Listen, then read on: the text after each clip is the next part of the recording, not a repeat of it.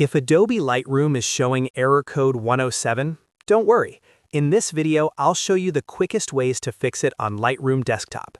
This issue is often related to sync problems, login glitches, cache issues, or a weak connection.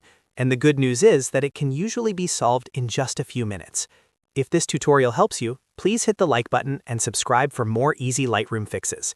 Let's get right into it. First, try pausing and resuming sync. Look for the cloud icon in Lightroom. Click it and choose Pause. Wait a few seconds, then click Resume. This refreshes the sync process and can fix temporary connection errors. If that doesn't work, the next step is to sign out and sign back in.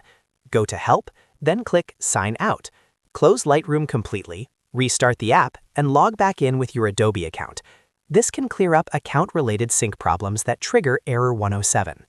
Next, clear the cache. Open Preferences, then go to Local Storage and choose Clear Cache. Cache files can become corrupted over time, so clearing them often helps Lightroom reconnect properly and run more smoothly. Now check your internet connection. Make sure you're on a stable network, and if possible, switch from weak Wi-Fi to a stronger connection, or restart your router. A poor connection can interrupt syncing and cause this error to appear. Also, turn off any VPN if you're using one. Lightroom and Adobe services can sometimes have trouble communicating through a VPN, so disabling it temporarily is a smart troubleshooting step. Finally, make sure Lightroom is fully updated. Open Adobe Creative Cloud and check for any available updates for Lightroom. Installing the latest version can fix bugs, improve stability, and solve known error code issues. After going through these steps, restart Lightroom and see if the error is gone.